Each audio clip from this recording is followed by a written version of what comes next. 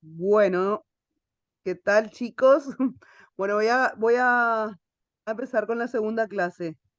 Vamos a grabar ahí un ratito, voy a compartir la pantalla y vamos a empezar. Bueno, la primera clase era que vimos todo lo que era las definiciones de salud pública. Hoy vamos a hablar ya de salud y enfermedad. Vamos a ver también qué es salud y qué es enfermedad. Vamos a seguir con definiciones, vamos a conocer un poco más.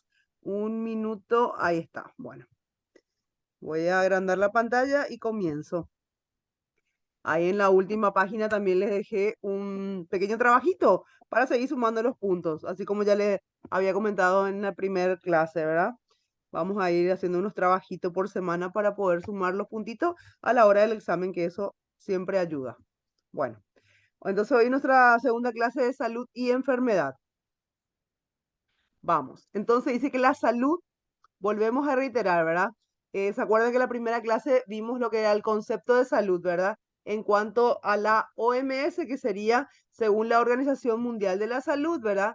Que la salud es el estado de completo bienestar físico, mental y social de las personas o las sociedades, ¿verdad? Este es muy importante que se les quede grabado, vamos a decirle, esta definición del concepto de salud, ¿verdad? Ya que nuestra materia se refiere a lo que sea, todo lo que sea salud pública, ¿verdad? Bueno, también dice que el estado de salud es el resultado de una serie de factores que podemos clasificar en cuatro tipos. Tenemos, por ejemplo, factores biológicos y genéticos, es uno de ellos. Factores medioambientales o del entorno. Factores de comportamiento o personales y factores de acceso a los sistemas de salud. Vamos a ver un poquito de cada uno. ¿A qué se refiere esto? Como para que les sea más fácil de entender. Bueno, acá hay un pequeño cuadro para que lo vean cuando puedan, ¿verdad? Vamos otra vez acá que dice que el estado de la salud es resultado de una serie de factores, ¿verdad? De factores, ¿verdad? El primero dice que es factor biológico y genético. Bueno, ¿en qué influye eso? Miren un poco, acá hay un cuadrito que dice, por ejemplo, la madurez y el envejecimiento, obviamente en la salud va a ser negativo, ¿verdad? Mientras uno va creciendo, envejeciendo, obviamente la salud también se va o deteriorando más y va siendo más, ¿cómo les digo? Más, eh, tenemos medio defensa más débil, a eso se refiere. Les voy a rápido citar porque no nos queda mucho tiempo, ¿verdad? Bueno, después está el tema del sistema interno, para que vean en el cuadrito nomás, constitución y la herencia. Esos son los factores biológicos y genéticos, ¿verdad? Después tenemos los factores medioambientales. A ella se refiere, por ejemplo, eh, a, se refiere un minutito, chicos, que me está acá interfiriendo, me parece el teléfono, porque se está escuchando ahí atrás tipo un tic. Un minuto salgo y ya continúo. Eh, Perdón, vamos a salir. Un minuto, un minutito.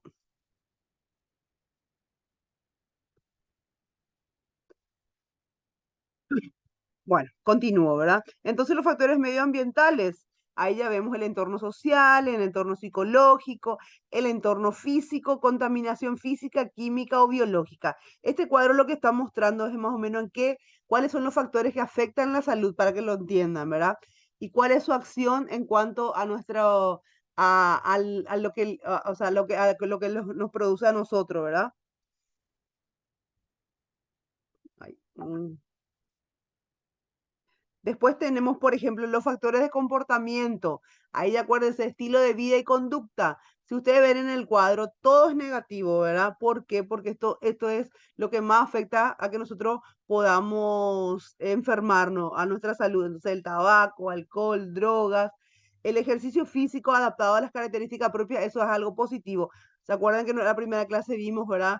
Que el más del 40% de nuestra salud depende de nuestro estilo de vida. Después los hábitos alimentarios también, por supuesto, influyen mucho en cuanto a la salud. Bueno, acá hay también, dice acá la salud, perdón, la salud. Estos también son todos tipo conceptos, ¿no? Otra vez, ¿verdad? Por ejemplo, el estilo de vida es el conjunto de patrones de conducta o comportamiento que caracterizan la manera de vivir de un individuo o un grupo, ¿verdad? Entonces, ese es la definición, vamos a decirle, del estilo de vida, que es el resultado entre socialización y condiciones de vida. Ahí encontramos, por ejemplo, las características individuales. Ahí ya tenemos ya el entorno microsocial, el entorno macrosocial. Les voy a ir citando nomás como para que sea más práctico, ¿verdad? Ese es a modo de conocimiento, nada más yo les puse así las definiciones para que cuando puedan ustedes leerlo, les sea más fácil para poder entender. Entonces dice que un estilo de vida saludable implica una alimentación adecuada, una actividad física apropiada, control de tabaquismo y otras adicciones, una vivienda digna, ambiente de trabajo adecuado, salud mental y sexual, y el control de presión arterial y el colesterol, ¿verdad? Esto sería un estilo de vida saludable que deberíamos, ¿cómo decirlo? Implementar, ¿verdad? Que nosotros, eso sería lo correcto, los hábitos correctos que nosotros deberíamos hacer en nuestra vida cotidiana, ¿verdad? Para que nos ayude justamente a tener una buena salud, un buen estado, sí, de salud, ¿verdad? Para que no nos enfermemos. Después acá está, seguimos con el cuadro, dice los factores de acceso a los sistemas de salud. Esto sería todo positivo porque esto es lo que nosotros como sociedad necesitamos, ¿verdad? Prevención, rehabilitación, tratamiento farmacológico, atención hospitalaria y curación sin secuela. Sería espectacular si todo esto tuviéramos a nuestro alcance, ¿verdad? Que también hablamos en la primera clase, lastimosamente, nuestra salud es cara. Entonces, si nosotros tuviéramos también todo esto a nuestro alcance, se evitaría también mucho tipo vamos a decirle, de enfermedades, ¿verdad? Pero lastimosamente esto no sucede acá en nuestro país. Después continúo, dice la salud, los factores de riesgo. Acá vamos a ver un poco cuáles son los factores de riesgo, ¿verdad? Citando un poco, ¿verdad? Por ejemplo, dice que un factor de riesgo es cualquier circunstancia o característica de una persona o grupo de personas que aumenta la probabilidad de padecer una enfermedad. Obviamente eso es un factor de riesgo, ¿verdad? También dice que un factor de riesgo no es necesariamente la causa, ¿verdad? O etiología de la enfermedad. Un factor de riesgo está relacionado con el hecho de padecer la enfermedad. También dice que existen distintos factores de riesgo cuya acción conjunta potencia sus efectos, aumentando más la probabilidad de padecer la enfermedad. Acá les cito algunos, ¿verdad? Como para que puedan entender. Tipo de factores de riesgo, por ejemplo, ¿verdad? Lo que uno puede modificar, el comportamiento, alcoholismo, tabaquismo, hábitos alimentarios. Lo que ya no se puede modificar, en este caso va a ser la edad, sexo y la genética. Entonces, esos son los tipos de factores de riesgo. Eso quiero que lo tengan en cuenta, por favor. Seguimos, ¿verdad? Dice los factores de riesgo. Hay factores de riesgo específicos de un tipo de enfermedad. Miren acá en el nuevo ejemplo. Por ejemplo, la exposición al sol es un factor de riesgo de tipo cáncer de piel, que por supuesto que te puede dar la exposición prolongada al sol, o hay personas que sí son más propensas y sí pueden causar un cáncer de la piel. También hay factores de riesgo que afectan a varios tipos de enfermedad. Ejemplo, perdón, el alcoholismo es un factor de riesgo, por ejemplo, en el accidente de tráfico, ¿verdad? Y en la estructuración familiar que provoca enfermedades psicológicas. Hablamos también la vez pasada de las enfermedades psicológicas, ¿verdad? Que son bastante graves también, ¿verdad? Hay distintos factores de riesgo que afectan a un mismo daño. Por ejemplo, la hipertensión, el colesterolismo, perdón, mía, y el tabaquismo, por ejemplo, son factores de riesgo de la cardiopatía, ¿verdad? Bueno, hasta acá hicimos la parte de los factores de riesgo. Ahora vamos a entrar en esta parte seguimos siempre con definiciones y eso para que vayan entendiendo, ¿verdad? Por ejemplo, salud pública y medicina preventiva. Ahora vamos a entrar en esta área. Dice que la salud pública es la aplicación del método científico a los problemas de salud, enfermedad, ¿verdad? Considerando como sujeto a la, comunidad, o sea, a nosotros, ¿verdad? A la población. La medicina preventiva es la rama de la medicina que se ocupa de impedir, ¿verdad?, que un individuo o un grupo de población adquiera o desarrolle una enfermedad. Por eso ya se llama preventiva, ¿verdad? Trata de prevenir. Entonces, ahí tenemos las dos definiciones, salud pública y medicina preventiva. Continúo. Dice que los tipos de medidas de salud pública y medicina preventiva son, por ejemplo, ¿verdad? Medidas universales que ya son dirigidas a toda la población. Y ahí habla, por ejemplo, dice consejo de dieta equilibrada, higiene dental. Después están las medidas selectivas dirigidas a determinados grupos de población por su alto riesgo. Y ahí habla de vacunación, por ejemplo, en contra de la hepatitis A, B, C, perdón, B y C para el personal sanitario, vacunación contra la gripe para estos grupos de riesgo, ¿verdad? Por ejemplo, de las embarazadas, los enfermos crónicos, personal sanitario y del servicio esencial, como por ejemplo, Fuerza de Seguridad del Estado, bomberos, protección. Acuérdense cuando fue la época del COVID, la pandemia, los primeros que eran, o sea, a las primeras personas que se le vacunaban eran justamente a estos personales, vamos a decirle, al personal sanitario, ¿verdad? Y de los servicios esenciales, a eso se refiere. Después están las medidas individuales dirigidas a personas en concreto. Entonces, esos son los tipos de medidas de salud pública y medicina preventiva.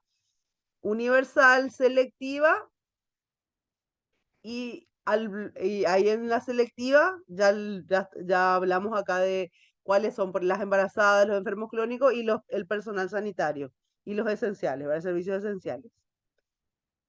Dice salud pública y medicina preventiva. Preventiva, continuamos, ¿verdad? En la medicina preventiva se distinguen en 3 niveles de prevención. Bueno, les voy a citar esto, pero quiero que lo lean también cuando puedan. Por ejemplo, la prevención primaria, la prevención secundaria y la prevención terciaria. Eh, por ejemplo, les voy a hacer rapidito, ¿verdad? Porque es un poco larga la segunda clase, esta segunda clase, ¿verdad? Dice que la asistencia dirigida a minimizar factores de riesgo y la aparición de enfermedades. Ejemplo, ahí vuelvo a hablar. Vacunación, fluoración de las aguas, higiene dental, etcétera. La secundaria más bien dice que pretende evitar las manifestaciones clínicas de una enfermedad mediante una detención temprana. Es el diagnóstico precoz, ¿verdad? Y acá hablando de un ejemplo de la prueba del talón de los que se le hace a los bebés recién nacidos. Hay una pruebita que se le hace, ¿verdad? Con la agujita, donde justamente para saber si viene con algo, o sea, si adquiere algún tipo de enfermedad o se puede, mediante esa prueba. Ahí, por ejemplo, dice que en todos los recién nacidos se realiza un análisis de sangre a partir de una gota, ¿verdad? Que se obtiene para una pequeña punción del talón. Se pueden detectar una serie de enfermedades. Para eso sería, para enfermedades metabólicas, una serie de enfermedades metabólicas, ¿verdad? Que dice que si son tratados desde los primeros días de vida, no dejan secuela o evolucionan de maneras más favorables. Después está la terciaria, que dice que es la asistencia dirigida a mejorar el curso evolutivo de una enfermedad y a evitar sus complicaciones. Ahí ya habla mejorar la calidad de vida de las personas enfermas, tratamiento, control, rehabilitación, ¿verdad? Bueno, hasta acá entonces fue lo que es medicina preventiva. Ahora entramos en el concepto de enfermedad. ¿Qué es la enfermedad según la OMS, verdad? La Organización Mundial de la Salud dice que la definición de enfermedad es la alteración o desviación del estado fisiológico en una o varias partes del cuerpo por causas en general conocidas, manifestadas por síntomas y signos. Obviamente nosotros cuando nos sentimos enfermos, ¿cómo sabemos que estamos enfermos? Porque a través de los síntomas y de los signos, ¿verdad?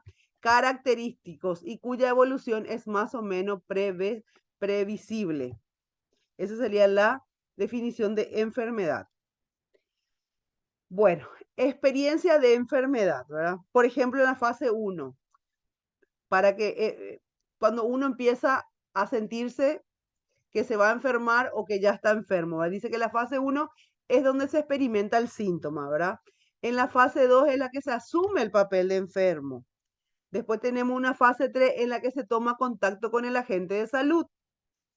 En la fase 4 es la en la que el enfermo se hace dependiente del servicio de salud, ¿verdad? Y en la 5 en la que tiene lugar la rehabilitación o recuperación o aceptación del estado de enfermedad si este es crónico. ¿Qué pasa? Que nosotros estamos acostumbrados a, a automedicarnos, ¿verdad? Nosotros, por ejemplo, no vamos al doctor por una gripe o por una tos, generalmente agarramos y ya tomamos cualquier tipo de remedio que pueda apaciguar esos síntomas, ¿verdad? Generalmente nosotros, o sea, generalmente digo porque la mayoría es así, que uno acude al hospital o al doctor o a una consulta cuando ya no aguanta más algún tipo de dolor, que ya sea agudo o una fiebre demasiado alta que ya no le puedan calmar en la casa.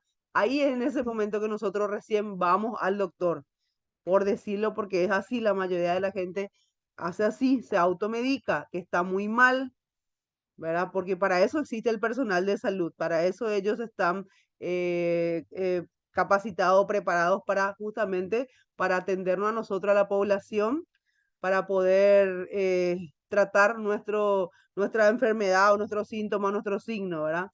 Pero generalmente no lo hacemos. Esperamos hasta lo último para irnos al doctor, ¿verdad?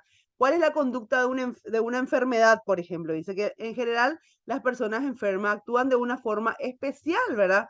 Frente a su estado. Los médicos denominan conducta de enfermedad a tal modificación actitudinal. La conducta de enfermedad implica cómo el enfermo controla su organismo, ¿verdad? Define e interpreta sus síntomas, adopta acciones y hace uso del sistema sanitario, ¿verdad?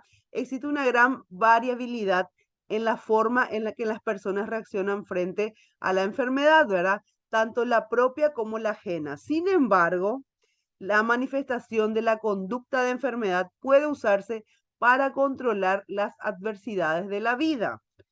Dice que la conducta de enfermedad puede convertirse en anómala cuando es desproporcionada, ¿verdad? Respecto al problema presente y la persona persiste en el papel de enfermo. Esa es, este es en cuanto a conducta de enfermedad. Después vamos a un cuadro clínico. Yo le estoy dando todo lo que sea los conceptos, ¿verdad? Cuadro clínico son manifestaciones clínicas, ¿verdad? O solamente clínicas. Es un contexto, un marco significativo definido por la relación entre los signos y los síntomas, ¿verdad? Que se presentan en una determinada enfermedad. La semiología clínica es la herramienta que permite definir un cuadro clínico donde cabe distinguir, ¿verdad? Síntomas primero, que son la referencia subjetiva que da el enfermo sobre la propia percepción de las manifestaciones de la enfermedad que padece, ¿verdad? Dice que los síntomas son la declaración, ¿verdad? Y el relato del enfermo sobre lo que le sucede. Es la anamnesis, ¿verdad? Vos te vas al doctor y te pregunta, ¿qué síntoma tenés? Bueno, dolor de cabeza, me duele en la garganta. Esos son los síntomas. Los signos clínicos son los indicios provenientes del examen o exploración psicofísica del paciente. Los signos clínicos son elementos sensoriales, ¿verdad? Relacionados con los sentidos. Se recogen de la biología del paciente a partir de la observación, dice, ¿verdad?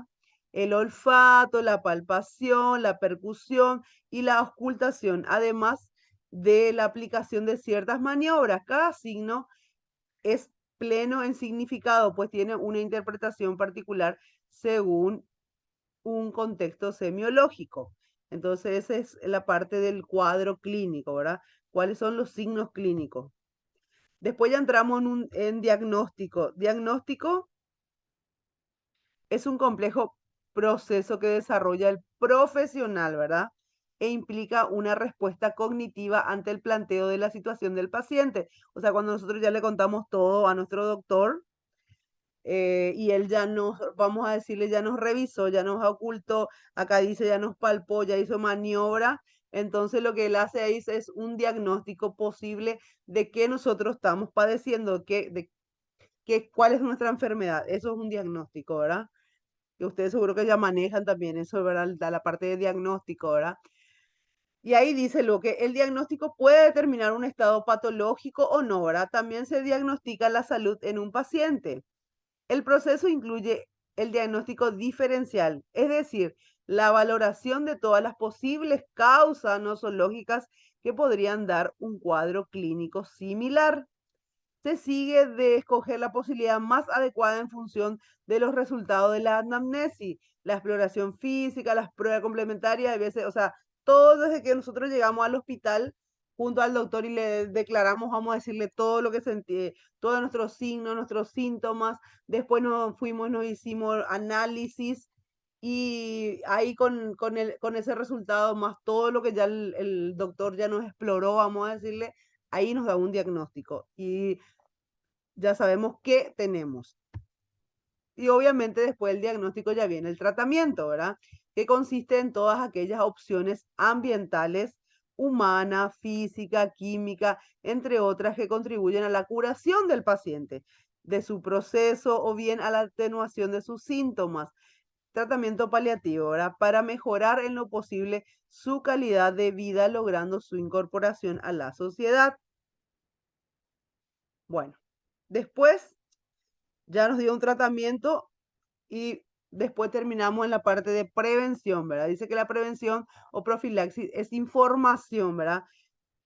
Concerniente a actuaciones que modifican la probabilidad de enfermar, disminuyendo los riesgos. Su nombre ya lo dice todo, prevenir, prevención, ¿verdad?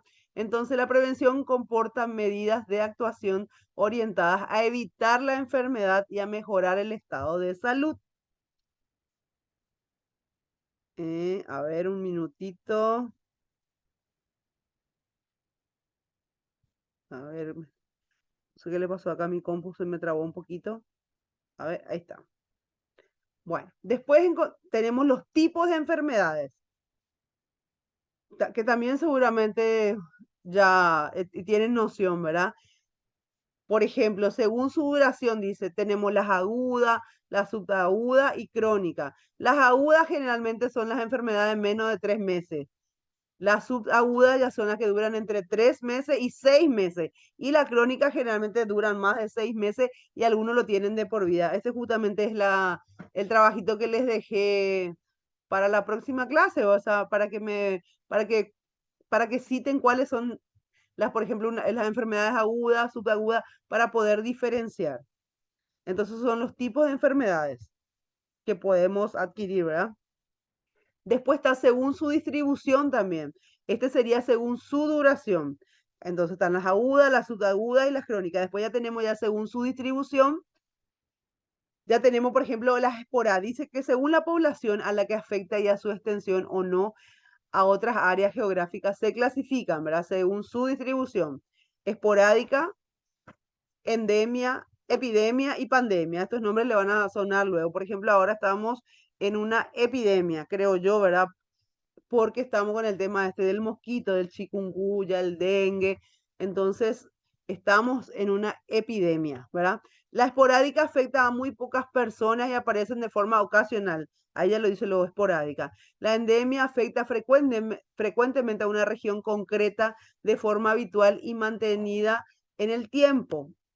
Y la epidemia es un incremento significativamente elevado en el número de casos de una enfermedad con respecto al número de casos esperados dentro de un área geográfica delimitada. Esto es justamente lo que nosotros estamos viviendo ahora, según su distribución de esta enfermedad. Entonces estamos en una epidemia por el tema este del mosquito, ¿verdad?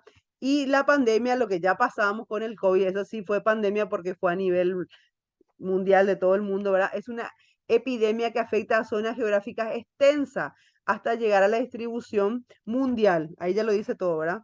Generalmente durante un tiempo concreto. Entonces también las enfermedades tenemos entonces según su duración, según su distribución. Y acá yo ya les cito ya para que no sea demasiado largo, les cité nada más, ¿verdad? Porque tenemos también según su etiopatogenia, que son las, por ejemplo, las enfermedades endógenas, ¿verdad? Y ahí ya encontramos la genética, las congénitas, nutricionales, metabólicas, degenerativa, autoinmune, inflamatoria, endocrinas, mentales. Hay muchísimos tipos de enfermedades, muchísimos. Y cada una van en un tipo de clasificación. Después están las enfermedades exógenas, que dice que atribuibles al efecto de la acción directa del agente sobre el huésped. Ahí están las infecciosas, ahí entran las infecciosas, parasitarias, venéreas, tóxicas, traumáticas, alérgicas. Bueno, entonces esto sería, entonces tenemos acá las enfermedades endógenas y exógenas. Esto según su etiopatogenia. Después tenemos enfermedades ambientales también, ¿verdad? Ahí encontramos las ambientales, profesionales, mecanoposturales y por causa externa, ¿verdad? Bueno, bueno, hasta ahí es. Entonces la clase de hoy. Después acá yo les dejé justamente lo que les había dicho anteriormente. Le dejé una tareita que dice citar enfermedades agudas, subagudas y crónicas. Vale, 2 puntitos.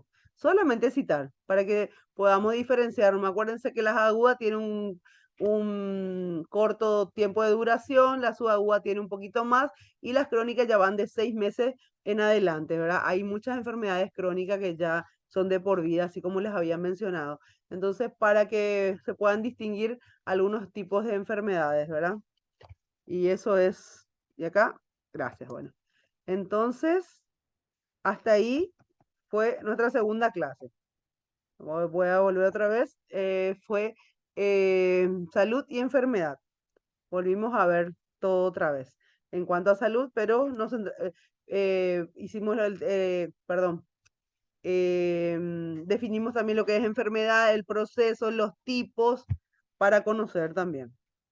Y bueno, hasta ahí llegamos por hoy. Nos vemos el próximo sábado, Dios mediante.